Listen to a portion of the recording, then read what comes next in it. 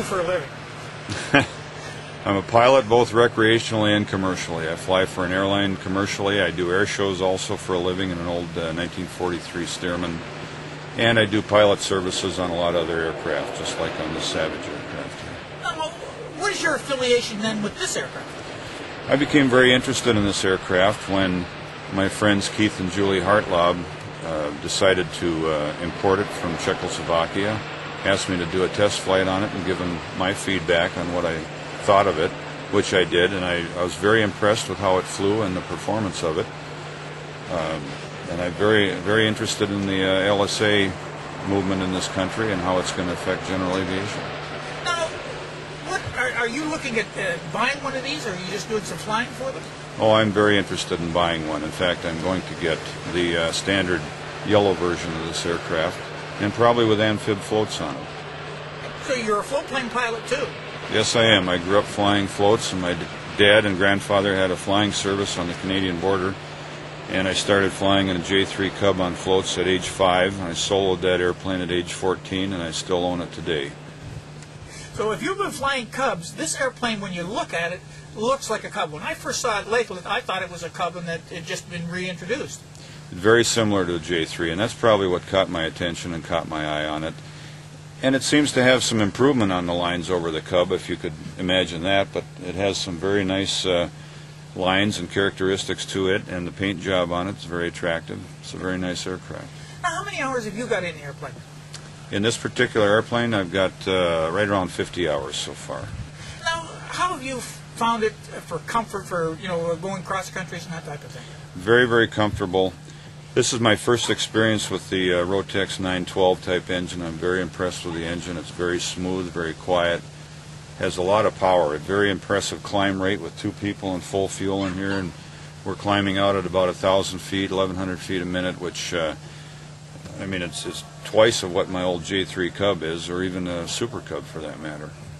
Now, how about cruise speed? How does it come in there? At about 5,000 RPM, or I should say at 5,000 RPM in this particular airplane, we're indicating 85 knots with 2 people and let's say half fuel as far as a load, and that's equivalent to right around 100 miles per hour. And then what about stall on the airplane? It stalls at, it varies depending on the weight. I notice with me in here alone it's about 5 knots slower than it is with 2 people, so clean it stalls right around 40 knots indicated with 2 people, or I should say at gross weight it's right around 40 knots indicated. With the full flaps down, it's down around 30 knots indicated airspeed. Now, how about fuel capacity on board? It's a total of 15 gallons, 7.5 or 8 gallons roughly per side. It's measured in liters here, so I can't do the quick conversion in my head for you, but it's right around that. And how many gallons of fuel is this consuming in an hour then? At the cruise speed that we spoke of and the power settings, it's right around 4 gallons per hour. And it does have a fuel flow meter here that I'm looking at, so 3.5 to 4 gallons an hour, I would say that's a pretty safe bet. Now, going back to the Cub, what type of control systems are you using on this one? This one has very similar control systems. It's cable and push rods, whereas on the J3 Cub, for example, had all cable controls. This actually, to me, has a smoother feel to it, both aileron and elevator control-wise, than the J3 Cub does. The roll rate's faster. Seems to have more rudder authority also. And what about trim on it? How do we trim the airplane in flight? This particular one has an electric trim. It has 2 different options, electric or mechanical trim. The other standard version of it over in the display area has the standard trim version, which is a lever over on the side here, which moves the trim tab on the elevator. This one moves it electrically.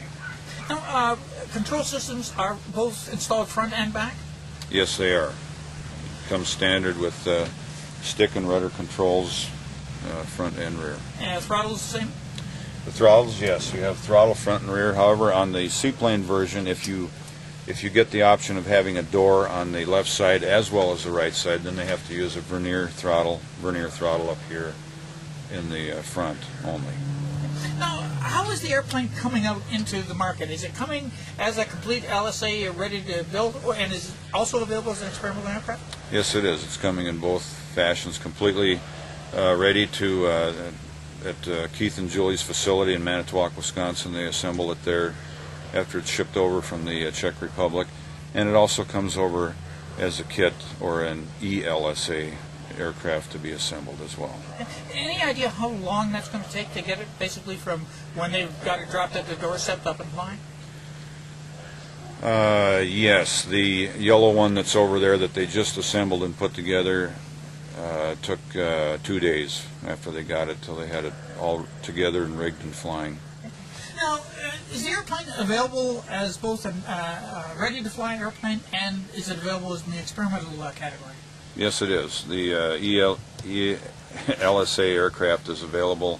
It takes approximately 400 hours to build, and it's an advanced kit. The fabric covering's already on it and painted and everything, so it doesn't take too long. So, John, if somebody wanted to get more information on the aircraft, who do they have to contact?